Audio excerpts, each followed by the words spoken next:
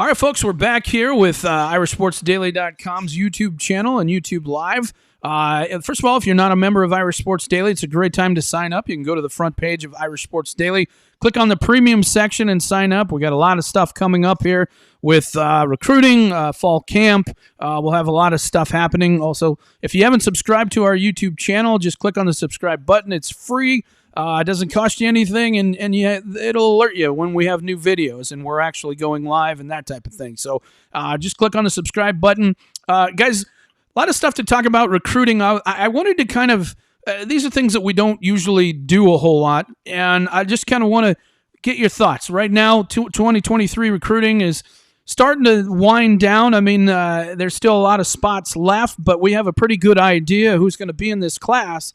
And because of that, there's a lot of talent, and I just wanted to get your guys' thoughts. I want to get your top 10 guys that you think are a sure bet to be stars at Notre Dame when all is said and done. Jamie, you got your list ready? Greg, you got your list ready? Yeah, I got it ready. All right, I want to hear it, and we'll see how much we agree and disagree. Let's start with you, Greg. Your top 10 guys that are currently committed, or I don't know if you've added somebody that isn't committed, but your top 10 guys. Okay, so I kind of did add someone that isn't committed.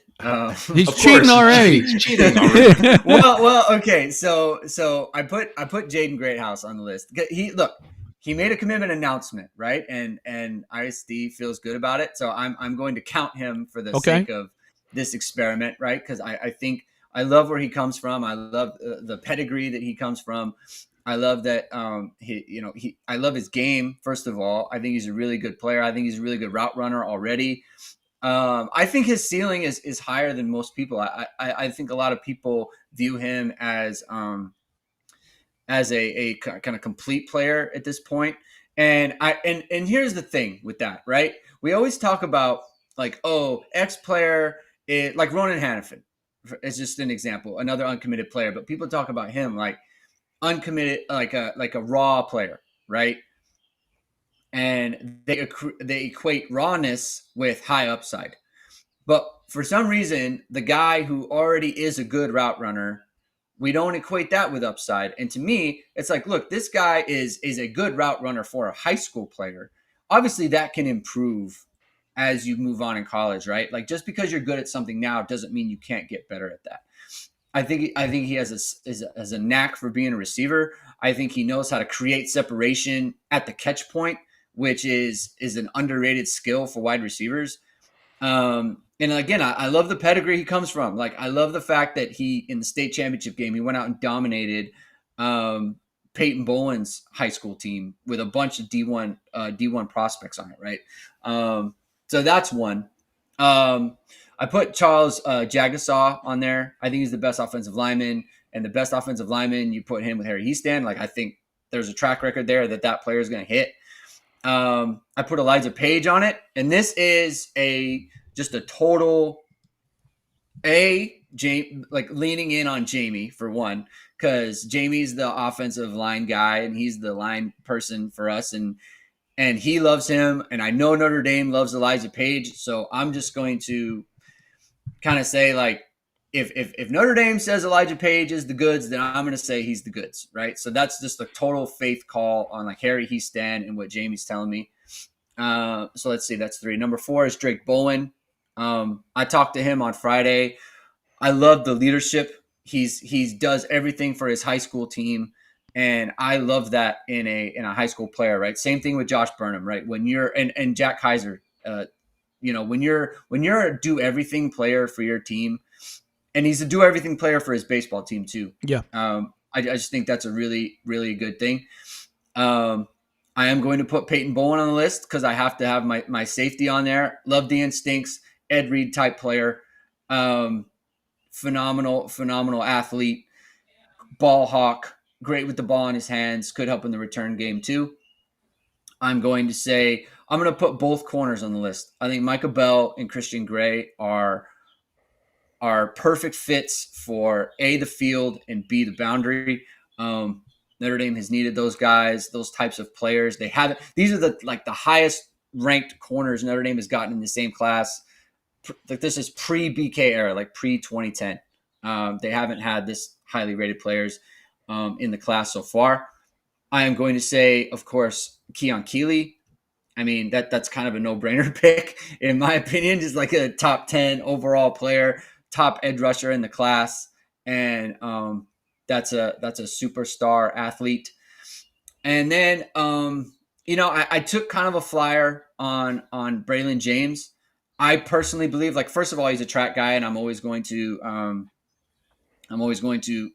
kind of defer to a track guy because I was a track guy myself, and he's a hurdler, which it requires a ton of athleticism, especially when you're doing the 110s, right? Like 300 hurdles is a little bit easier event, and that's one that you can kind of, I guess, get away with, not being as good of an athlete. But when you're sprinting, like full on sprinting, doing the 110 hurdles, you got to be a terrific athlete for that. And I'm gonna pop in one. This guy's gonna show up on another category too, but Adon Schuler, man, I love his game. I love the ball hawk attitude that he has. He's a playmaker. He makes plays all over the field, and now he's gotten bigger. That was the one question I had. He's a bigger player now. Yeah. So that's where I'm going. Those are my 10. All right, Yama, what you got for me? Well, since Greg cheated and picked guys that, no, I mean, those are all, I mean, I basically have a lot of the same guys that Greg, and first of all, if 10 of these guys become stars, I mean, this is probably an all-time class, right? So yeah. But that would be obviously fantastic for Notre Dame. But, I think the thing is that it was hard to pick because there's a lot of guys with potential to be like great players at Notre Dame. So, I mean, Keon Keeley to me is obvious. Like Greg said, I think he's an instant impact edge rusher. Probably the most talented, like freakish guy they've signed as an edge rusher since Aaron Lynch, probably. I have Peyton Bowen as well. Just, I think he's, checks every box you want to at safety.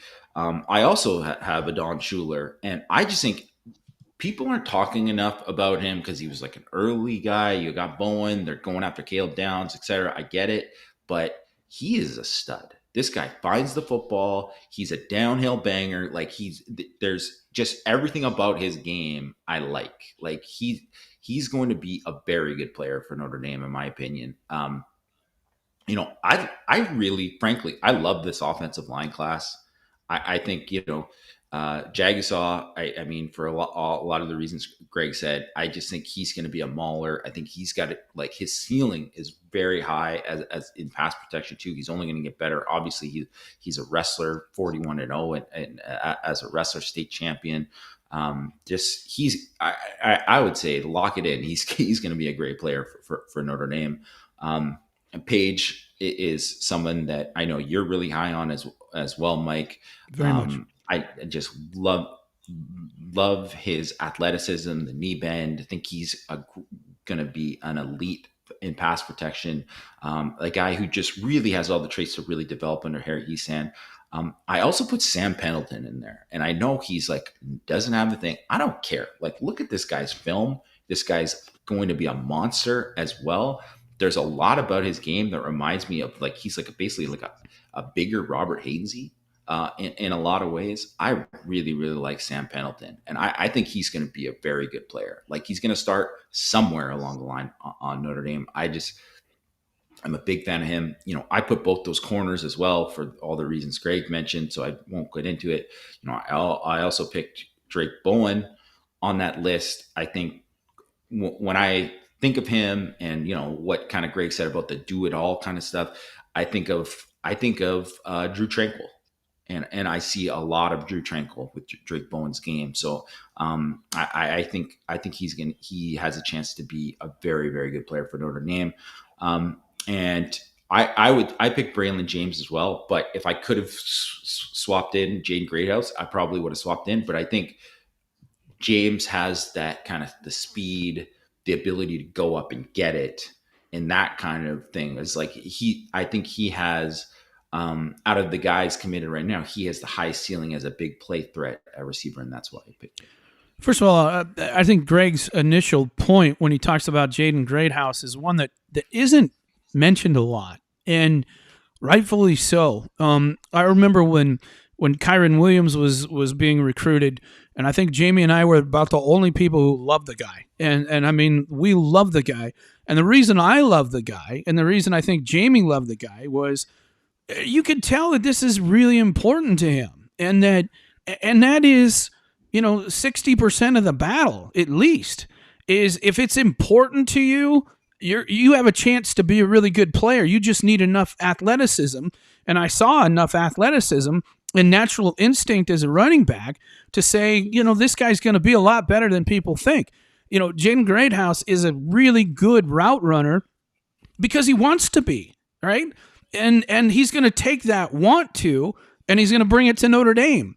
And he already has really good size. Now, is he the most athletic guy in the entire world? No. But when you have a big, giant body like that, you're going to be very difficult to cover. They don't make corners that are that size, and he has enough athleticism to play outside and become a player. He can turn his body in the air. He can go and fight for the ball in the air.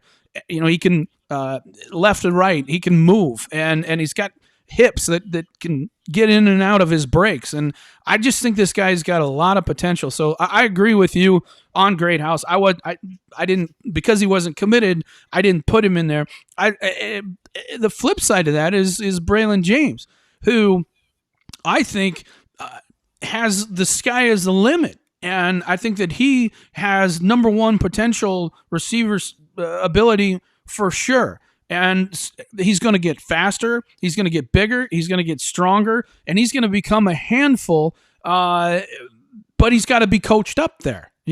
Somehow he's got to be coached up. And we got to hope Chancey Stuckey's the guy. By all accounts, sounds like he's doing a great job, and we think he can. But he's going to have to coach up, and we got to make sure that Braylon James has the want to of Greathouse. I think he does. But he's just a little bit more raw of a player at this point. So, my list is very similar to you guys'.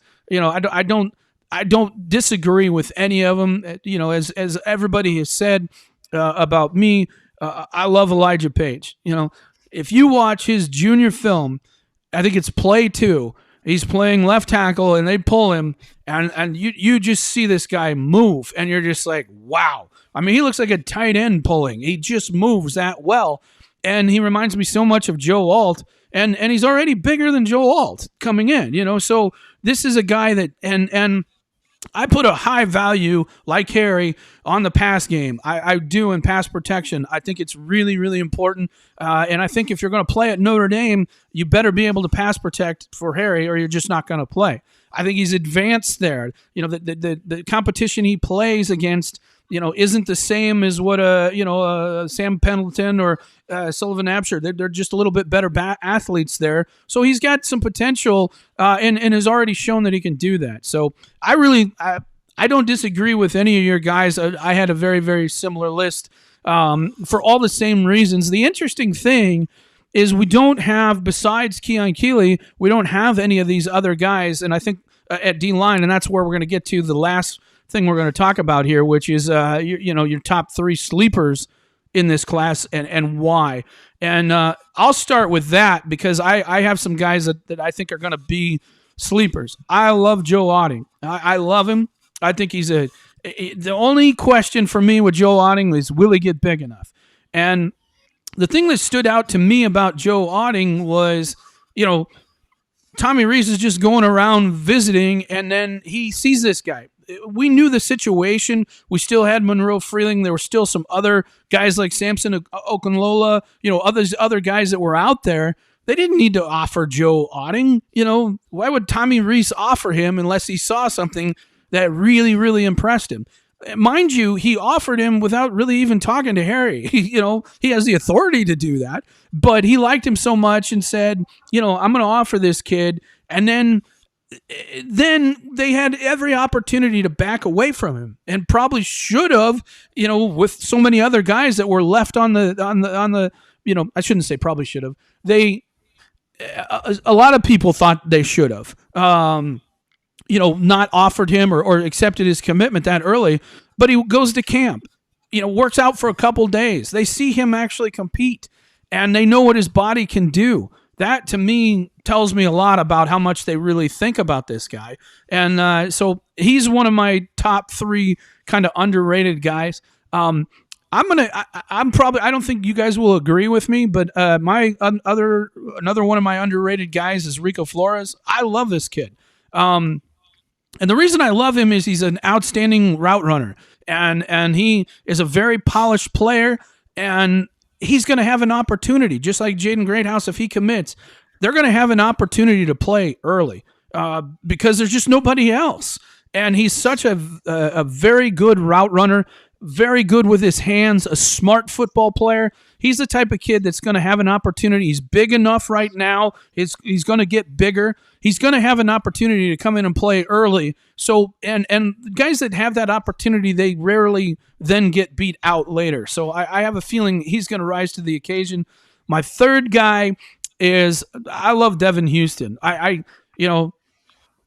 Go Canada. I'm all about it. I think that this guy has tremendous upside, and just scratching the surface. Once he gets a little bit more coaching, a little bit more size, and competes against some better talent, I think you're going to see a really big rise in Devin Houston. Those are my 3 guys. Let's start with you, Greg. Who are your 3? Okay, so first of all, I like the Rico Flores pick. I didn't choose him because I don't view him as a sleeper just because he's like a recently commit, so everyone's really excited about him.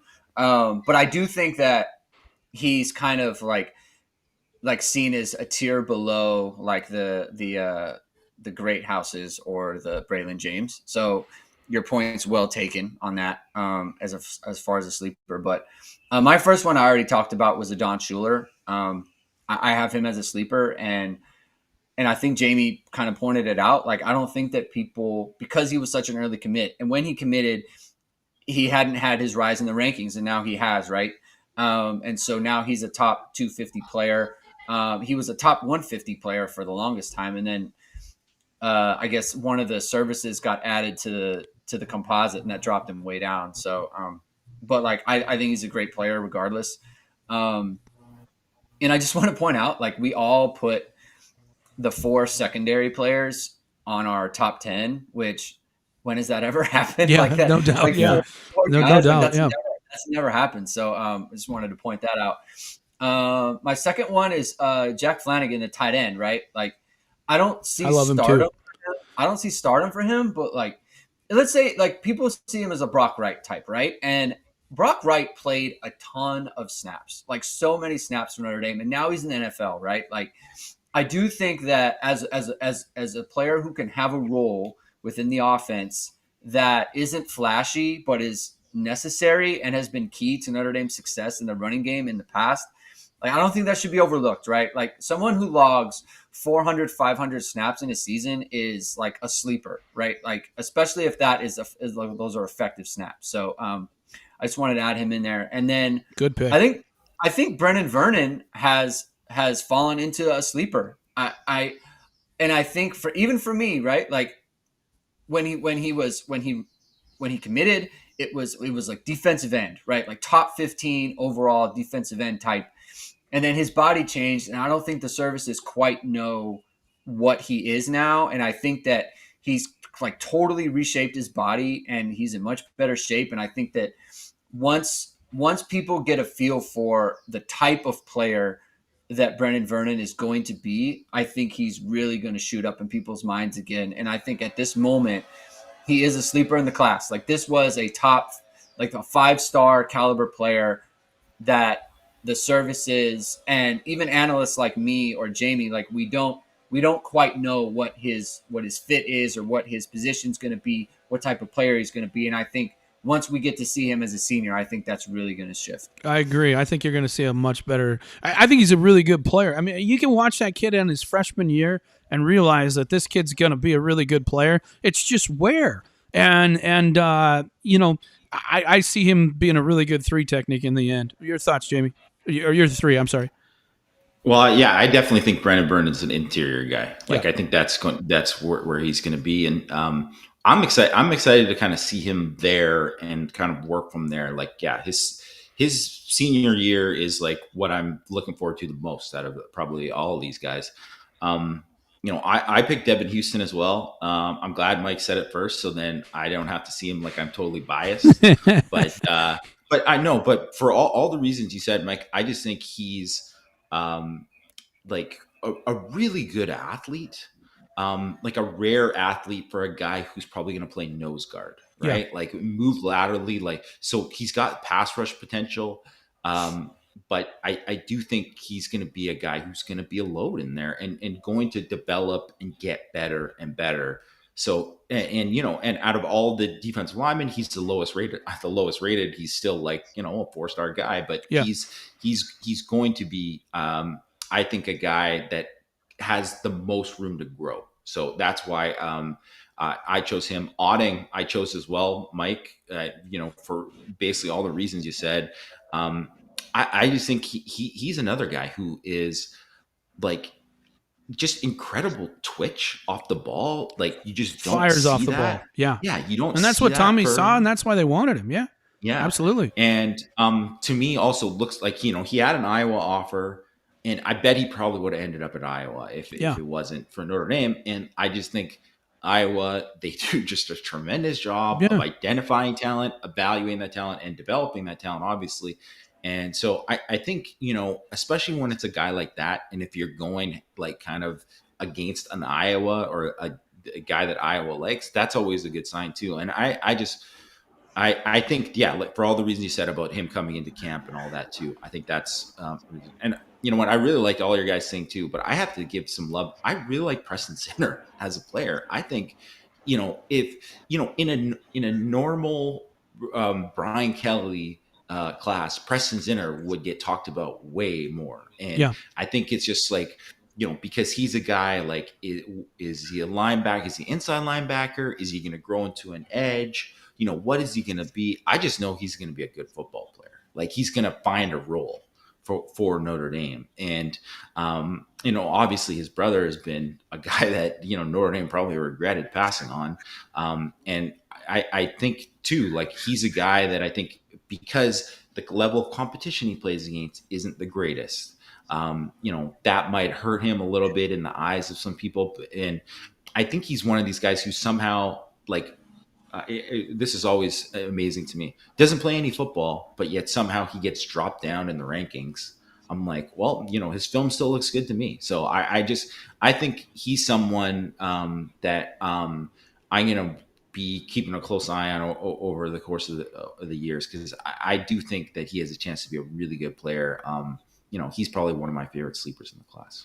Well, he's a kid from Massachusetts in a bad league, and when they're looking to justify reasons to put somebody above, because they look at a player and they say, well, we got to move this guy up. Who do we move down?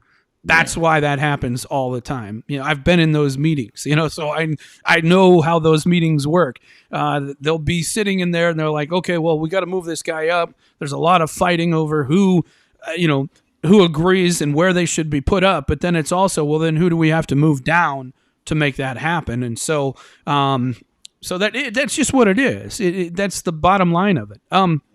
All right, guys. Well, that's going to be it, folks. I hope you enjoyed that. Once again, we'll be back. We'll be doing a lot more of this as the season goes on, because football's starting to ramp up. We're going to be doing a lot more YouTube live stuff and YouTube video. So once again, make sure you subscribe to our channel if you haven't. Click on the subscribe button, and it'll alert you every time. It doesn't cost anything to subscribe. If you want to find out more about all this stuff, you can go to irishsportsdaily.com, click on the premium section, and sign up today. That's going to be it. We'll talk to you guys soon on our YouTube channel.